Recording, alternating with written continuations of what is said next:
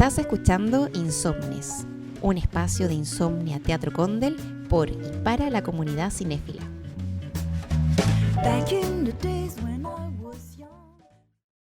Bienvenidos, bienvenidas, bienvenides a Insomnes, un programa creado por y para la comunidad cinéfila. Mi nombre es Valentina y estoy junto a Dafne. ¿Cómo estás, Valentina?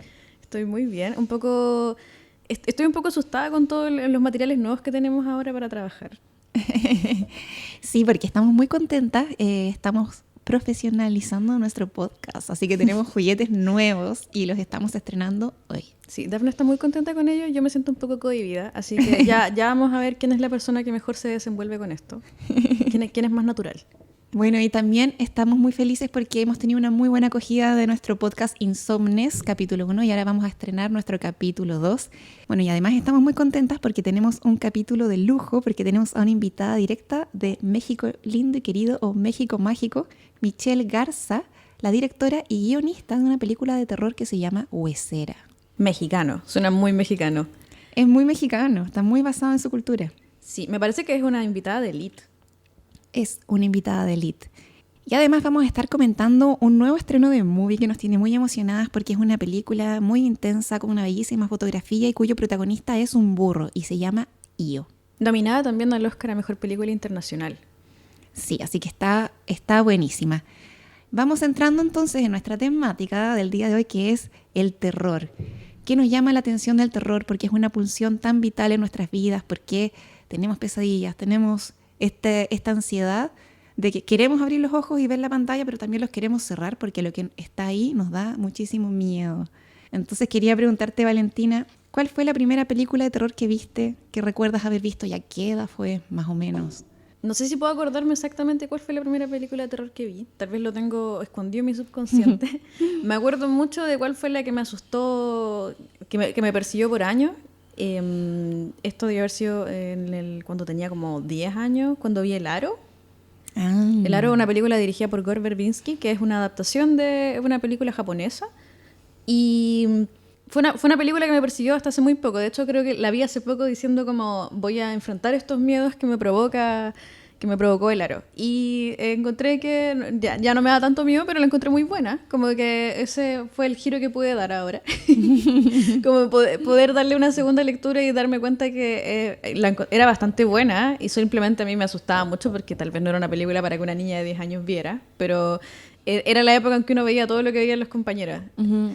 Y nada, como que yo soy muy fanática del terror, soy muy entusiasta. Estoy muy feliz de que tengamos a Huesera en este momento porque me encanta que llegue cine de terror. Creo que es un cine que se acerca demasiado a Insomnia, a lo que nosotros tenemos en nuestras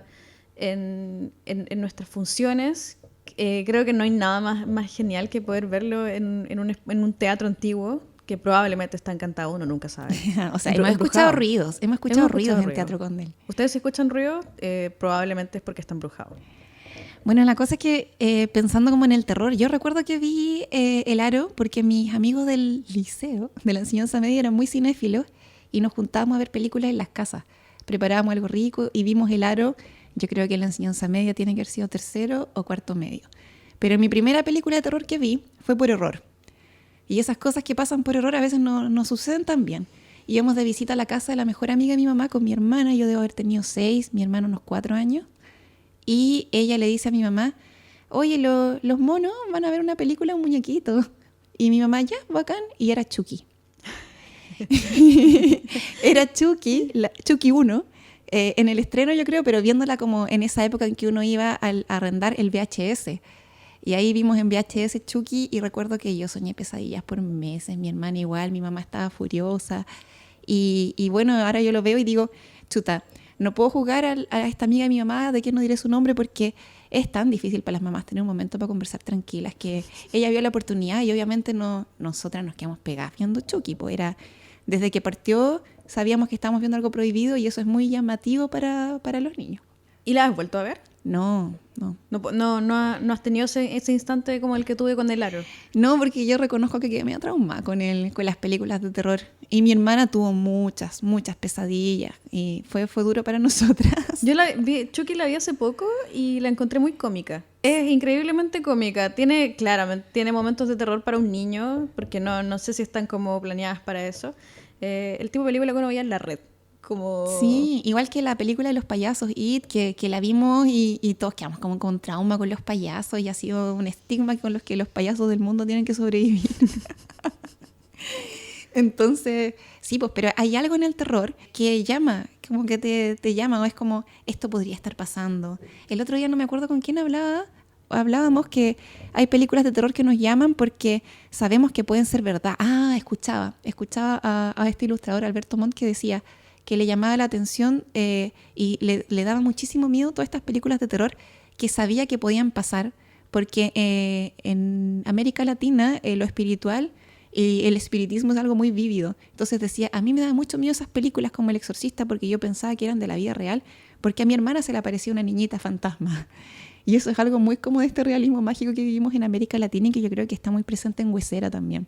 La otra vez conversaba con unos amigos al respecto de que todos hacia el pasado tenemos como algún tío o tatarabuelo que peleó con el diablo en algún momento. Como es una anécdota muy familiar que suena ridícula si uno la saca un poco de contexto, pero es como, claro, efectivamente mi tatarabuelo Julio debió haber peleado como con el diablo en algún bar, saliendo en la noche ahí por la cueva del Chivato. ¿Cómo se llama ese...?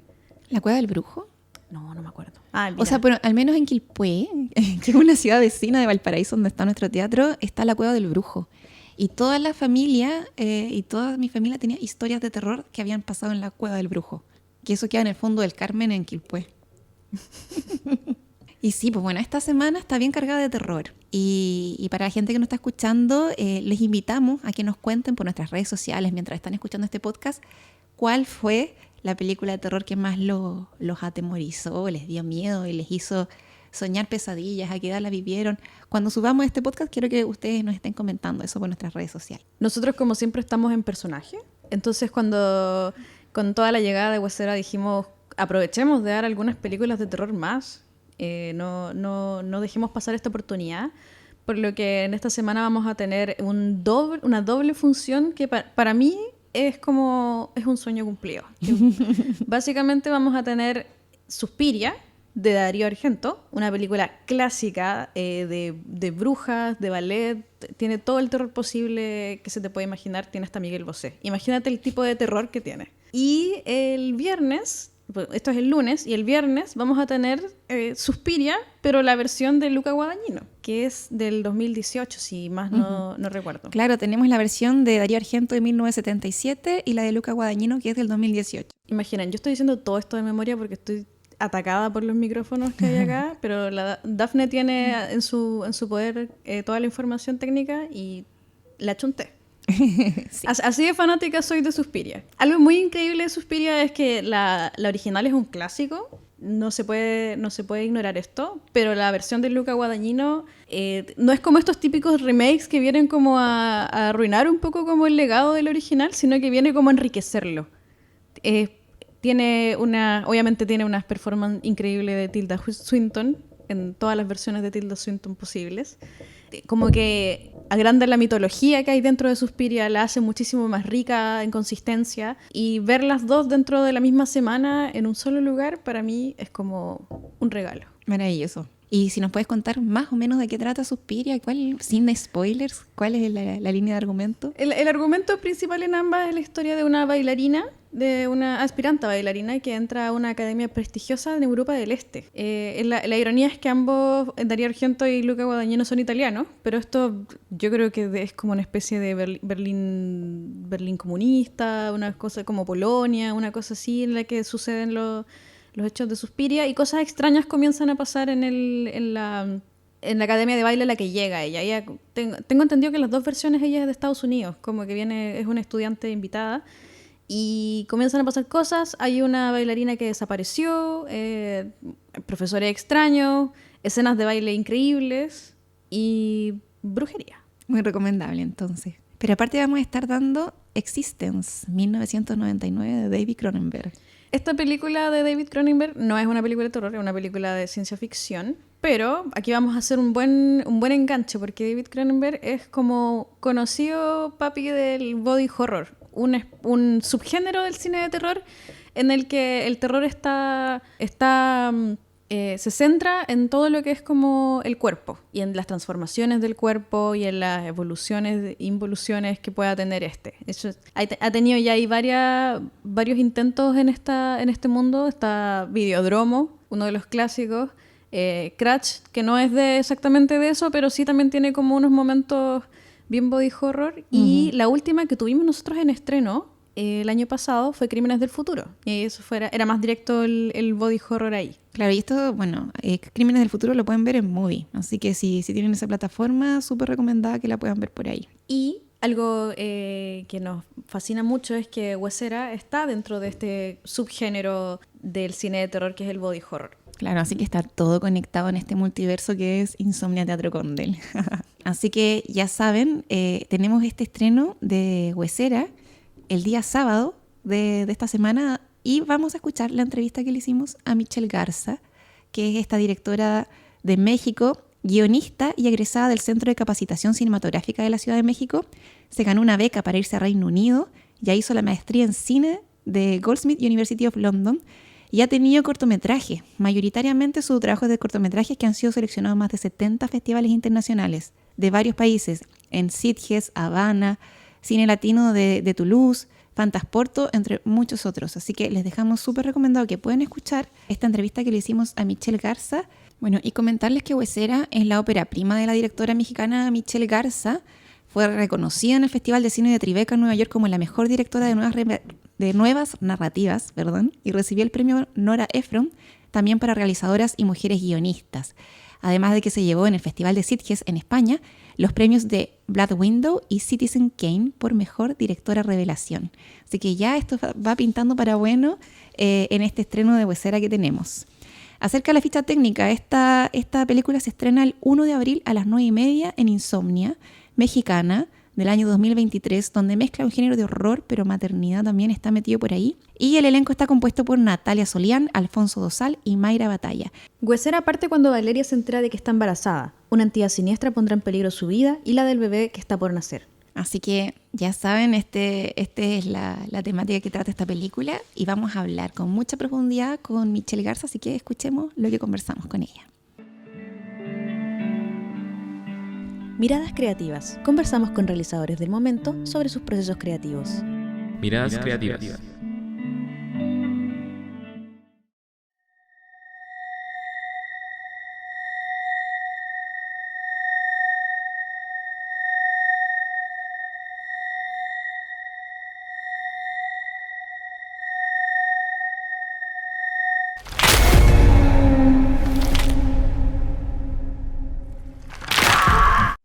Hola Michelle, Listo. ¿cómo estás? Estamos muy emocionadas de tenerte en nuestra segunda edición del podcast Insomnes. Tener una mujer directora para nosotras es un honor. ¿Cómo estás? Muy bien, muy contenta de platicar con ustedes y feliz con la noticia del estreno en salas de Huesera. Bueno, nosotros estamos muy contentas, ya anunciamos tu perfil, los trabajos que has realizado, entonces queríamos adentrarnos un poco y conocer cómo se da tu proceso creativo, de qué manera te inspiras, escuchas algún tipo de música, tienes algunas lecturas favoritas, de qué manera te inspiras para crear y para crear terror, que es como un género que no es tan común que sea dirigido por mujeres y eso también nos emociona mucho. Mira, me encanta la pregunta. Justamente ahorita estoy en proceso de escritura del próximo proyecto. Y bueno, de entrada las ideas llegan yo creo que en base a cuestionamientos o preocupaciones que tengo de mi vida personal, ¿no? O cotidiana, como problemas familiares o temáticas como de herencias familiares, ¿no? Me inspiran mucho, por ejemplo, las historias de mis abuelas y de mi madre, de mis bisabuelas. También tengo un cortometraje inspirado en una de ellas. Así que sí tomo mucho de la vida familiar y por supuesto que también eso ya lo comparto con mi equipo creativo, sobre todo inicialmente con mi coescritora, que en el caso de Huesera fue Avia Castillo. Y ahora ya como en el proceso tal cual, así ya que estoy sentada escribiendo o que estoy como ideando, bajando ideas, la verdad es que sí tiendo mucho a escuchar música, normalmente música instrumental o como, de hecho escucho bastante soundtracks de películas, de otras películas de horror, por ejemplo, o música estilo, me gustan mucho bandas como Coil o Swans, no sé si las han escuchado, pero que son bastante oscuras, que de hecho remiten bastante al género de horror, que son como de post-metal o post-hardcore, como que eso me inspira bastante y luego sí me clavo mucho a escuchar eso y como que me mete en unos estados que son como acertados o me traen imágenes o ideas que funcionan para el texto y, pues, y también tengo las típicas como rituales de prender vela de repente veo, oye, por ejemplo, en un momento me sentí muy bloqueada, entonces a veces me detengo y leo una historia corta. Ahorita estoy leyendo a Ballard, al escritor, cuentos cortos de él y que me inspiran o pongo partes de películas. O sea, hoy puse un cachito de Under the Skin de Jonathan Glazer, por ejemplo. Le estoy poniendo mi ejemplo de hoy, ¿no? Como que cuando me siento un poco bloqueada o con la hoja en blanco que ahí no me deja en paz, trato de, como que le digo yo, llenar el pozo, como hay teorías ahí de bloqueo creativo, entonces leo o veo algo o escucho algo y luego sí llegan las respuestas después de eso. Todo, desde la música hasta las lecturas, están dentro del género de terror, como que siempre estás dentro de ese personaje. La verdad, sí, sí, como que lo hablo luego mucho en terapia y creo que me siento feliz de haber encontrado eso en mi vida porque como que de cierta forma creo que sí vuelco muchas de mis emociones o ansiedades a la ficción, ¿no? Y como que eso creo que me protege un poco mi vida personal. A veces me siento, tal vez sacas tanto en el horror, ¿no? Que como que en el día a día me siento bastante tranquila, en ocasiones, ¿no? Porque también soy una persona muy ansiosa. Es como una especie de terapia al final. Totalmente, de verdad yo creo que sí lo es algo que la ficción brinda, ¿no? O sea, yo creo que todos podemos hacer ficción, ya depende quién quiere o quién no quiere hacerlo, pero sí creo que es como una fuga, sin duda. ¿Algún director o directora vivo o muerto que te inspire en esa misma línea? Mire, de hecho me inspira mucho Lynn Ramsey, esta escritora escocesa. Me encanta su forma de narrar y de dirigir el sonido también y su puesta en cámara y sus temas, sus personajes. Ella me inspira muchísimo. Y otra sería, por supuesto, que Lucrecia Martel de Argentina, ¿no? Que también me gusta, a pesar de que no sea cine de horror, me gusta mucho la forma en la que construye y sus teorías de sonido, sobre todo, me han inspirado bastante. Bueno, has trabajado bastante como directora y guionista en cortometrajes. Huesera es tu ópera prima, tu primer largometraje, pero también trabajaste en una serie de TV llamada Marea Alta.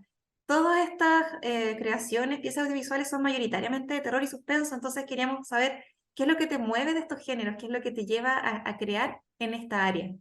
Miren, la verdad es que sí creo yo que empezó siendo como fueron mis gustos desde la adolescencia, ¿no? Yo tenía una particularidad como, una particular como obsesión o fascinación con el cine, más allá de horror tal cual, como que me encantaba, me sigue encantando el cine queer, rebelde, con personajes punks, y luego eso siempre coqueteaba mucho con el género, ¿no? Y desde muy morrita así decimos en México, desde muy joven me gustaba, eran el tipo de películas que me gustaban y tenía ganas yo de hacer.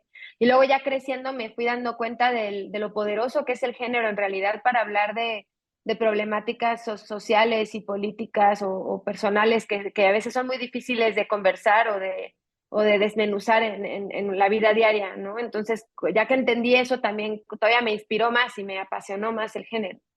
Y tus protagonistas también son en mayoría mujeres. En el caso de Wester era una mujer que quiere ser madre. ¿Qué te motiva o cuál es la potencialidad que ves en los roles protagónicos femeninos al enfrentarse al terror? Miren, honestamente, también tengo un corto ahí con un personaje masculino y ahorita justo me interesan también los personajes masculinos. No es como que yo haya decidido solo tener protagonistas mujeres. Creo que es importante, ¿no? Hay muchas películas dirigidas por mujeres, como por ejemplo Lynn Ramsey, esta con Joaquín Phoenix de You Were Never Really Here, creo que se llama, que me inspira mucho. También me inspira mucho nuestra mirada, ¿no? Hacia los personajes masculinos y es algo que, por ejemplo, American Psycho, ¿no? Que también fue dirigida por una mujer me parecen fascinantes y es algo que sin duda quiero hacer, pero creo que sí, claro que tanto La rabia de Clara, mi último corto, como The Original, perdón, fue La rabia de Clara, luego The Original y luego Huesera, fueron inspecciones o investigaciones muy personales de mi vida y que por supuesto me vi reflejada y fue orgánico, se sintió orgánico que las protagonistas fueran mujeres porque de cierta forma me veo muy reflejada en las tres historias, ¿no? Entonces, pero creo que quiero decir que ahora sí tengo, aunque el siguiente proyecto también son mujeres, pero tengo bastante curiosidad también en personajes masculinos, honestamente, y creo que es algo que en el futuro sí me veo haciendo también. Michelle, otro tema que nos llama la atención y que bueno, nos está convocando mucho respecto de Huesera es que esta película está influida mucho por el folclore y las tradiciones mexicanas, que mezcla una historia tan rica que tiene la cultura mexicana, pero a la vez cruzada por muchas violencias, como el proceso de colonización que nos atraviesa como latinoamericanos y también el machismo. ¿Cómo tú vas mezclando esta historia? ¿Cómo vas mezclando esta particularidad de las tradiciones, de los mitos de este territorio? Miren, la verdad es que creo que somos, mi coescritora y yo, y gran parte del equipo creativo detrás de Huesera, crecimos en la Ciudad de México, somos latinoamericanas, ¿no? Y creo que eh, hablamos y construimos desde lo que conocemos. Y como que nunca tuvimos tampoco una intención de hacer una película folclórica, sino que realmente queríamos hacer una película adaptada a como para nosotras ha sido habitar y crecer en esta ciudad y queríamos que así se sintiera, que se sintiera como un personaje con el cual pudiéramos identificarnos y que no fuera una película que tuviera una tendencia más como a recrear fórmulas importadas, ¿no? Como de Hollywood o así. O sea, como que sí dijimos, órale, tenemos mucho, ¿no? Yo creo que en todos nuestros países tenemos mucho y se puede ver reflejado en la literatura, ¿no? Tenemos mucho de dónde narrar y creo que muchas veces lo más particular es lo que más se vuelve, vaya, logra conectar con audiencias lejanas, ¿no? Como que porque justamente buscábamos ponerle toda nuestra entraña y mantenerlo bastante esencial, si eso hace sentido. Y por supuesto que elegimos la leyenda de la huesera de manera simbólica, porque hacía mucho sentido con lo que queríamos hablar al respecto del proceso de una mujer que está viviendo su primer embarazo, pero no es coincidencia que haya sido una leyenda mexicana, ¿no? La que elegimos para crear esta fuerza sobrenatural llamada la huesera en la película. Y obviamente tiene que ver con cómo somos culturalmente, ¿no? Con cómo todavía estamos tan dominados en estos países por conceptos religiosos y católicos, en el caso de México, que a veces dominan nuestras vidas, a pesar de que luego no seamos religiosas, hay una tendencia muy fuerte, ¿no? A que si no nos ajustamos a ciertos roles femeninos, nos sentimos culpables o sentimos que somos malas mujeres, ¿no? O justamente la sociedad se encarga de culparnos, ¿no? O de castigarnos. Entonces, como que eso tiene mucho que ver con la leyenda y de la misma forma fue muy útil, ¿no? Digamos, para la película en sí. Bueno, la culpa yo creo que es como lo más difícil de desacarse de la Iglesia Católica cuando uno, por ejemplo, al menos en Chile, las escuelas públicas en un inicio tenían formación católica y sacarse la culpa de encima yo creo que es una de las cosas más difíciles que le toca a cualquier persona que ha pasado por esa formación un poco obligatoria. Totalmente, o sea, justamente creo que tanto la culpa como muchos conceptos detrás del catolicismo definen cómo habitamos el mundo todos y sobre todo las mujeres, ¿no? Como hay un concepto con respecto a lo que es ser buena mujer o buena madre que está muy arraigado y que lamentablemente es bastante asfixiante.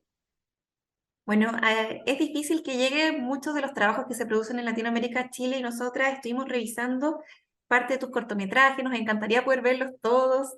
Leímos un poco de La rabia de Clara. Cuéntanos de dónde nace esa historia. Vimos que La rabia de Clara es una mujer que es mordida por un perro y se enfrenta con la rabia y además todo esto le empieza a afectar al pueblo también. Sí, justamente, los cortos los pueden encontrar en línea. Yo tengo mi página de Vimeo en donde tengo casi todos. Y La rabia de Clara estaba inspirada en una de mis bisabuelas, que fue una mujer que fue bastante rebelde en su época. Y me inspiró bastante esa figura familiar. Y yo quería hablar de una mujer a la que llega el sentido de la liberación, ¿no? La idea cuando te das cuenta por primera vez que tal vez eso que llamas familia u hogar no es tan armonioso y no es tan amoroso como pensabas, ¿no? Y que realmente es un lugar del cual también es válido querer escapar, ¿no? Entonces, a eso le denominé rabia, pero la rabia en el sentido de la libertad y de a veces de la necesaria rabia que necesitamos para salir de relaciones y dinámicas que nos oprimen. Es un corto que la verdad me funcionó mucho como formación, creo que es en donde yo estaba encontrando también mi voz en todos mis cortometrajes, ¿no? Y todos, me he dado cuenta que casi todos mis cortos tienen un arco parecido, ¿no? Que realmente es un personaje luchando por la libertad, ¿no? Ya sea familiar o de opresiones familiares o sistemáticas. dejando un poco de lado la parte como más, el elemento más folclórico de la historia, ¿de dónde surge la idea de escribir Huesera? Miren, honestamente surgió en la etapa que yo estaba atravesando de duelo por la pérdida de mi madre y eso creo que me hizo pensar en ella y en general en la maternidad de una manera que no nunca había realizado, que tiene que ver con comprender todo lo que muchas mujeres esconden o sacrifican de su identidad o de sus vidas personales con tal de asumir roles de género, en este caso maternales.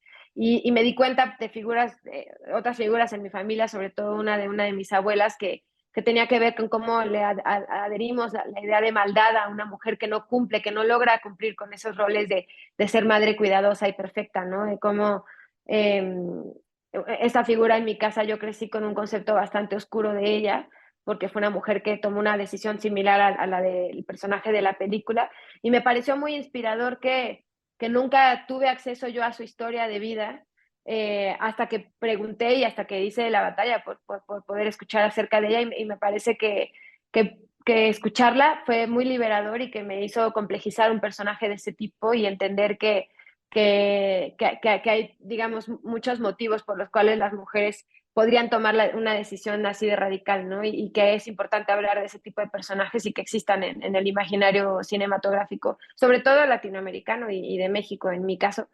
Y fue así que me decidí a contar una historia que contara un proceso de una mujer de este tipo. Bueno, Michelle, también comentarte que analizando y todo, vincular la maternidad y el horror es algo que ha pasado en películas clásicas del género, en varias películas. Y yo debo confesar que a mí el género del terror de verdad que me da terror. O sea, a mí realmente me afectan las películas de terror. Y fui mamá hace aproximadamente 3 años, 9 meses, y yo no soy muy miedosa en la vida, salvo con las películas de terror. Y con la maternidad nacen, yo sentí que nacen todos los miedos. Y además pasa algo psicológico que hasta tiene un nombre que en este minuto no recuerdo, que se te cruzan pensamientos intrusivos de terror de todas las cosas terribles que le pueden pasar a tu hija, a tu hijo, y eso es normal. Y yo pensaba que me estaba volviendo loca porque nadie me había contado que eso pasaba. Y dice, ¿por qué tengo estos pensamientos? Es terrible y es una forma de anteponerte a todas las cosas terribles que pueden pasar. Entonces, haciendo como esto de contexto, porque en realidad es muy cercano el tema del horror y la maternidad, ¿piensas que hay un lado oscuro de la maternidad del cual no se puede hablar? O quizás que recién como mujeres nos estamos abriendo a hablar de estos temas y que eso además tiene como una riqueza a la cual se le puede sacar mucho partido del audiovisual.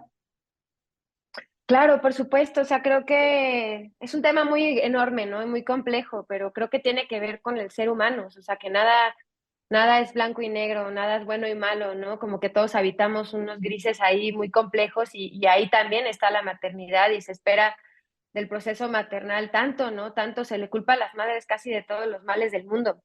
Entonces sí hay muchísimo ahí detrás de Huesera hay muchas madres, también frente a cámara, la protagonista, muchas de las que desarrollamos este proyecto a lo largo de muchos años son madres, y es impresionante ver cómo tenía que pasar un proyecto tan complejo, de tanta intimidad y tanto desarrollo, tanta plática, para que por fin pudieran encontrar un espacio seguro para hablar de tantas experiencias y emociones y pensamientos que han atravesado. Me parece, después de un proceso tan vasto que hicimos de investigación con Huesera, que creo que cada mujer que ha sido madre, sin duda, le han atravesado pensamientos y emociones que tienen que ver con el tema de Huesera. Otra cosa es que no haya tantos espacios seguros para hablar de ello. No hay como, si hay un manto sobre lo que se supone que es ser madre, que es bastante asfixiante, ¿no? Y que tiene que ver con solo ser protectora, solo ser cuidadora, sacrificar nuestras vidas, nunca ser egoístas. Y además de que nos cruza a todas, seamos o no madres, hay como un dialecto, un discurso muy instalado socialmente de que si no sigues ese camino, es probable que tu vida sea miserable e infeliz, ¿no? Y que acabes sola y miserable, ¿no? Y eso es algo que también es bastante violento, entonces creo que a todos nos cruza, ¿no? De manera muy profunda el tema. Nos preguntamos, yendo más a la producción de la película, ¿cuál fue el mayor desafío que enfrentaste para desarrollarla, la película, Huesera? Miren, pues como les contaba, fueron muchos años, o sea, yo empecé a finales del 2016 y luego invité a mi co-guionista en el 2017 y fue un proceso larguísimo. A mí me transformó la vida, fue más transformador que cualquier escuela de cine. O sea, yo era otra persona cuando empecé a ser huesera. Honestamente, creo que las óperas primas sí te revuelcan en todos los sentidos, tanto profesional como personalmente.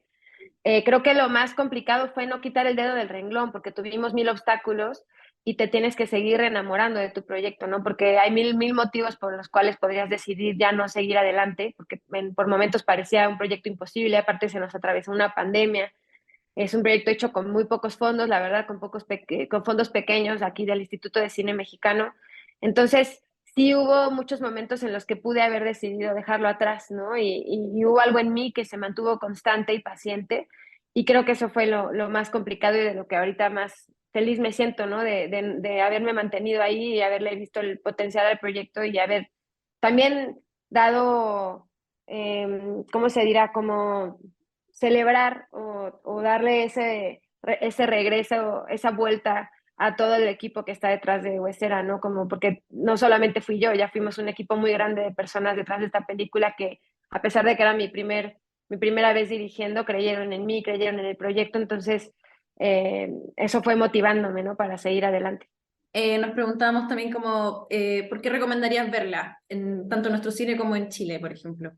Pues la verdad es que sí creo que es una película que se preocupa por entretener, ¿no? Por ser un tipo de horror como muy arraigado a la Ciudad de México, pero que también muestra un tipo de personaje que yo creo que debe de ser mucho más discutido en nuestras sociedades, sobre todo en las latinoamericanas. O sea, como mencionabas, hay muchas películas de horror que hablan de la maternidad, pero creo que la mayoría de ellas sigue instalando esta idea de que hay un instinto maternal y que todas nacimos para eso y me parecía muy importante poner ahí una semillita de una película mexicana de horror que retara esos conceptos. Michelle, y a nivel de dirección, como, ¿cuál fue tu mayor desafío o aprendizaje en el desarrollo de un largometraje? ¿Cómo fue tu relación con la actriz protagónica? Si podemos como comentar un poco de eso. Sí, pues yo soy el tipo de directora que me doy cuenta que lo más complejo de la dirección es que se trata de relaciones humanas, ¿no? Y como que tienes que tratar con cada persona del equipo de manera distinta, porque son personas distintas, ¿no? Entonces es aprender a leer al equipo, aprender a entender su visión y cómo eso va a servir a la visión general de la película.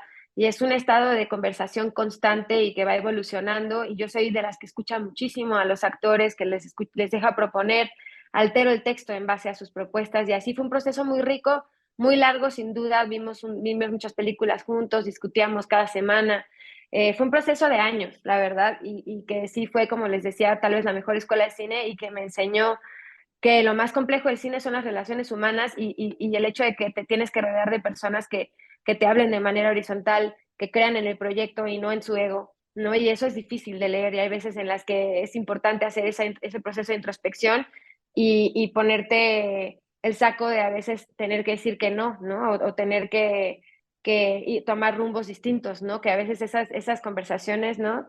Son muy difíciles de tener. Sabes que hay otro elemento que me llamó muchísimo la atención, porque aún no hemos visto la película, porque todavía no estamos en el momento del estreno en nuestra sala en Insomnia Teatro Condel, pero sí vimos los trailers. Y yo creo que a mí, más que las imágenes, me ha dado mucho miedo el sonido. Y creo que de verdad felicitar a la persona que se hizo cargo del sonido, porque hay unos crujidos muy impactantes. ¿Quién estuvo a cargo? ¿Cómo llegaste a esa persona? ¿Cómo lograron ese efecto que suena tan real y de verdad muy espeluznante? Muchas gracias. Miren, el diseñador sonoro es Cristian Guirao, él es magnífico. Y sí fue un proyecto que la verdad se pensó mucho el sonido desde el guión. Yo soy el tipo de directoras también que me gusta mucho trabajar con el sonido que rodea al personaje, con la vida cotidiana, con lo doméstico.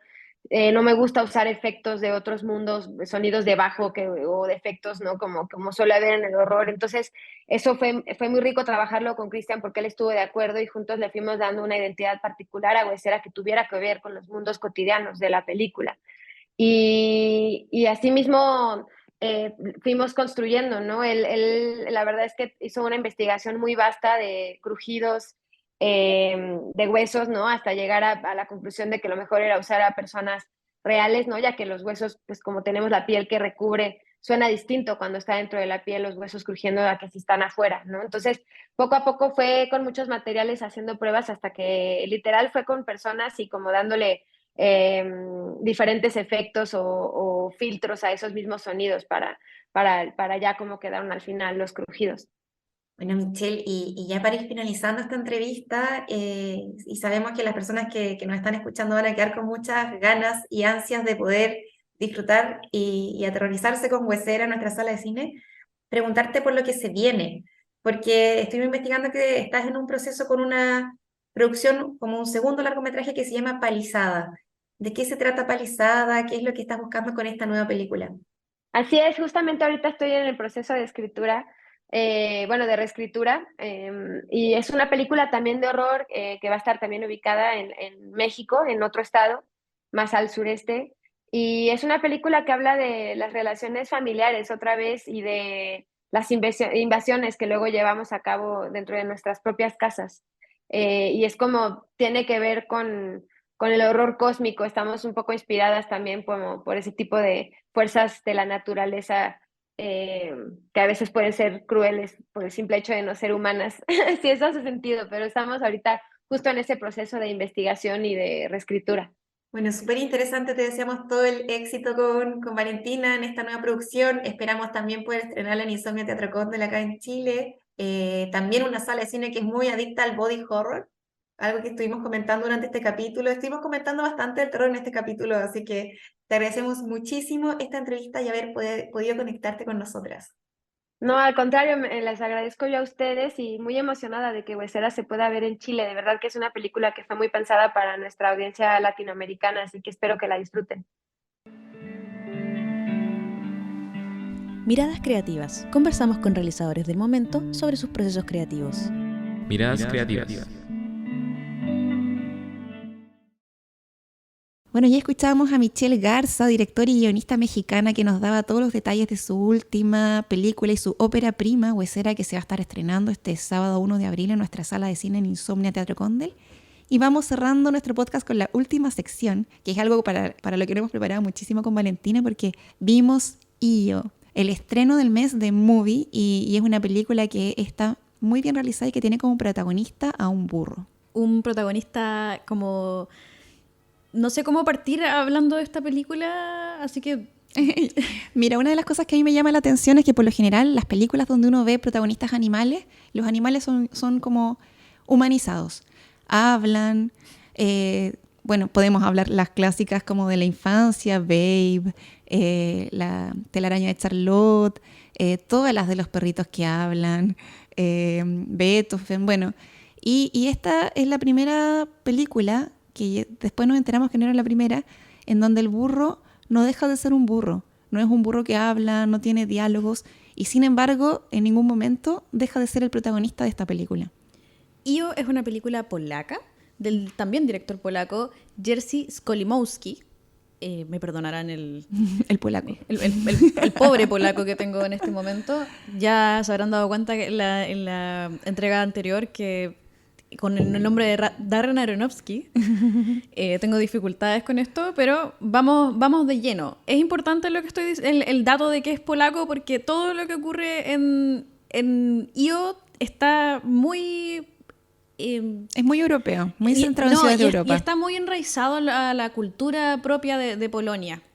Creo, yo de hecho mientras veía la película pensaba como, creo que acá hay como detalles respecto de la vida política y cultural de Polonia que a mí se me están pasando y que siento que pueden ser relevantes para tener una mejor comprensión de la película. Esto no quiere decir que como que sea necesario leerse como la historia completa de Polonia antes de verla, pero que igual está interesante tener un repaso a eso. Me imagino que es como cuando una película chilena llega al extranjero y uno dice como, tal vez las personas no están entendiendo como los niveles, las capas que se encuentran detrás de esto. Y como les decía, Io es una película de un protagonista medio imposible. Se trata de un burro que parte en un circo, en el peor lugar posible que se nos pueda ocurrir, como en un lugar donde hay maltrato, donde hay abuso, y de cómo este personaje va pasando de lugar en lugar. Esto ya había sido, no es una idea nueva, entre comillas, ya había sido ejecutada en una película de hace muchos años antes, de Robert Bresson, que se llama Al azar de Baltasar. Me gusta hacer esta conexión porque justo en la entrega anterior, nuestro primer capítulo, hablamos con Christopher Murray acerca de sus películas favoritas y de cuáles fueron los directores que lo inspiraron. Y nos habló de Robert Bresson y exclusivamente nos habló de Al azar de Baltasar. Así que nos gusta que esté esta conexión presente dentro de nuestro programa. Sí, bueno, Al azar de Baltasar es una película en blanco y negro que innova también con esto de que el protagonista es un burro y es un burro que no habla, pero tiene muchas diferencias con Io, y lo hablamos con Valentina en el sentido de que Al azar de Baltasar es un burro que vive una vida en donde tiene su parte feliz, tiene su parte más dura. En cambio, Io es como un burro que vive muchas vidas. Io es carretero. Como que él está en todas partes, es una presencia en la que todo un discurso acerca de cómo uno tiende a humanizar a los animales. Como que inevitablemente, si lo que estamos haciendo es que el protagonista sea un burro, como que ese discurso va a estar dentro de toda la película. Entonces, a mí me parece muy interesante que en esta película en la que tratan de rehuir de que Io pueda ser básicamente lo que otros dicen que es, él sigue siendo una presencia muy vibrante dentro de la película, una presencia muy viva, muy como activa dentro de lo que está sucediendo. En El azar de Baltasar, Baltasar es como una presencia media secundaria que claramente es muy importante dentro de lo que se desarrolla en la historia, pero a lo que queremos llegar es que como que si bien hay una clara intención de homenaje hacia este clásico de Bresson, Io tiene como otra mirada en la que se trata de un burro que está como constantemente en el cambio y probando distintas cosas en toda Europa, porque de hecho parte en Polonia pero termina como en Italia. Claro, termina en Italia. Y esto es bien interesante porque parte él como un animal de circo. Sí. Que tiene una relación muy bonita con su domadora, digamos, con la persona que la ama. Con la performer. Claro, con la performer que trabaja con él en el escenario. Ellos tienen una relación muy bonita, de muchísimo cariño. Relación paralela también al azar de Baltasar, aunque esta protagonista nos cae mejor. Pero se aprueba una ley en Polonia que prohíbe animales en los circos por el maltrato animal. Bien. Y paradójicamente, el lugar al donde van a ser refugiados estos animales es horrible. Entonces, obviamente, nuestro protagonista Io es más rebelde y se escapa, buscando a su antigua dueña. Y ahí parte toda la trama en donde esto se transforma en un viaje. Y yo las conté y hay 18 escenarios distintos donde Io tiene aventuras. Sí, bueno, aparte de esta casa de acogida a la que llega, donde es medio visto en menos como por ser un burro y no ser un caballo, ahí me parece muy interesante la elección de que sea un burro, tanto en El azar de Baltasar como en Io. Porque Io, al ser un burro, es como una especie de animal muy puro de espíritu, o al menos esa es como la idea que uno lo asocia, pero no es tan elegante como un caballo. Claro. No tiene como la belleza que la gente le asocia y con la que cuidan a los caballos, cómo los limpian, cómo los bañan, cómo los peinan. Como que el burro está como siendo ese ciudadano de segunda clase que podemos ver en estas dos películas. Y también podemos ver en Trek, si quieren como aterrizar un poco más la idea. Claro, y también él pasa por escenarios como, por ejemplo, una granja terapéutica, en donde los burros son ocupados como para facilitar la terapia de niños y niñas como neurodiversos. Y ahí como que se va generando también una especie de imagen o, digamos, de espejo de la sociedad en la que estamos viviendo, con sus lados de luces y con sus lados de sombra. Y yo creo que eso es una de las cosas y de los aspectos más bonitos de estas películas, de cómo nos hace un espejo a quienes somos nosotros a través de la mirada de este animal que está viviendo todas estas aventuras que tienen de todos los matices. Pero al final, y esa creo que es la gran discusión de Io, nosotros no sabemos qué es lo que está viviendo Io, aparte de su deseo fuerte de poder reconectarse con su dueño original. Como nosotros no sabemos qué es lo que está interpretando él de todas las cosas que ve. Lo único que sabemos es cómo los humanos tienden a proyectar lo que ellos quieren por sobre este burro. Si quieren que sea como transporte, si quieren que sea comida, si quieren que sea parte de una performance de circo, si quieren que sea de ayuda. Siempre es como un uso que se le da hacia el burro, donde él nunca puede tener una agencia propia de su propio cuerpo. Claro, y todo este argumento y todo este análisis de la mano de una fotografía muy cuidada, con planos muy bellos, con una música que acompaña durante todo el tiempo y también con planos muy específicos a la mirada del burro, que también es un paralelo a la película de Al-azar de Baltasar. Entonces, no nos dicen lo que él está pensando, pero uno al ver su mirada se imagina. Y parte de lo que ocurre en la película ocurre como adentro de nosotros cuando la estamos mirando, y eso también es algo muy bonito. Sí, hay un trabajo reflejo en eso. Nuevamente, yo voy a insistir en la tesis de que como que nosotros nunca vamos a saber exactamente lo que piensa ellos. Entonces, estamos alejados de eso y al final somos humanos y nosotros estamos humanizando al animal. Creo que esa es un poco la gracia, lo que nos quiere llevar como la película. A es como una road movie, una de esas como películas que ocurren siempre dentro de un auto y que van como a distintos estados y cosas así. En este caso es Io el que está teniendo esta road movie y nosotros estamos proyectando lo que creemos que le está pasando, pero no lo sabemos finalmente. Y es una vibra muy grande la que entrega él, siempre está muy vivo. Pese a ser como víctima de distintas situaciones en las que no sale muy bien parado. Sí, así que esta película va como recomendadísima. Y para que ustedes sepan la programación, no dejen de revisar nuestras redes sociales. Toda la información está también en nuestra página de web www.insomniacine.cl. Siempre tenemos actualizadas todas nuestras plataformas con la cartelera y les recordamos que este podcast se puede escuchar por Spotify, por Anchor y también por Google Podcast. Así que tienen hartas plataformas para las cuales encontrarnos, todas gratuitas, para poder ir siguiendo todas nuestras entregas que son quincenales. Pero en esta semana vamos a tener, en esta quincena de abril vamos a tener 2 entregas porque se viene el podcast número 3 y vamos a estar hablando de Alice. Tenemos muchos estrenos por lo que tuvimos que condensar todo en más podcasts.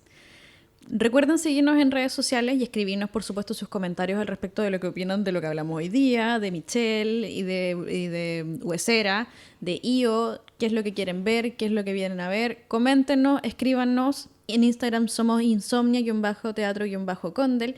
En Twitter somos insomnias, @insomniacine.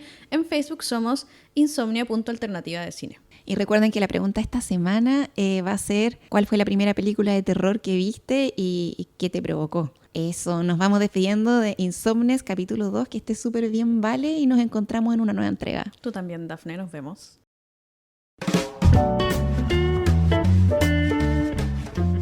Acabas de escuchar Insomnes, un espacio de Insomnia Teatro Condel por y para la comunidad cinéfila. Back in the day.